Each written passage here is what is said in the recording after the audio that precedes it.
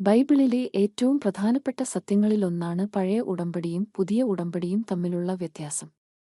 സീനായ് പർവ്വതത്തിൽ വെച്ച് ദൈവം ഇസ്രായേൽ ജനങ്ങളുമായി ഒരു പ്രത്യേക കരാർ ഉണ്ടാക്കിയപ്പോൾ മോശയിലൂടെയാണ് പഴയ ഉടമ്പടി നൽകപ്പെട്ടത്. അത് കൽപ്പലകകളിൽ എഴുതിയ നിയമങ്ങളെയും കൽപ്പനകളെയും അടിസ്ഥാനമാക്കിയുള്ളതായിരുന്നു.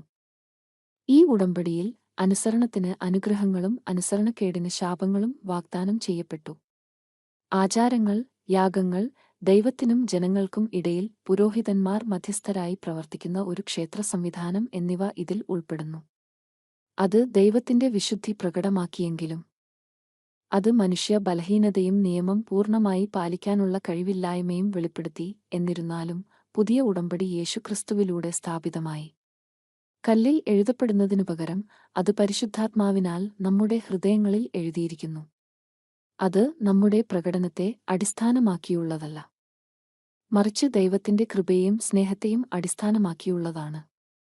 യേശു തന്റെ മരണത്തിലൂടെയും പുനരുത്ഥാനത്തിലൂടെയും പഴയ ഉടമ്പടിയുടെ ആവശ്യകതകൾ നിറവേറ്റുകയും ദൈവവുമായി ബന്ധപ്പെടാൻ ഒരു പുതിയ മാർഗം വാഗ്ദാനം ചെയ്യുകയും ചെയ്തു, നിയമങ്ങളിലൂടെയല്ല, മറിച്ച് ഒരു വ്യക്തിപരമായ ബന്ധത്തിലൂടെ.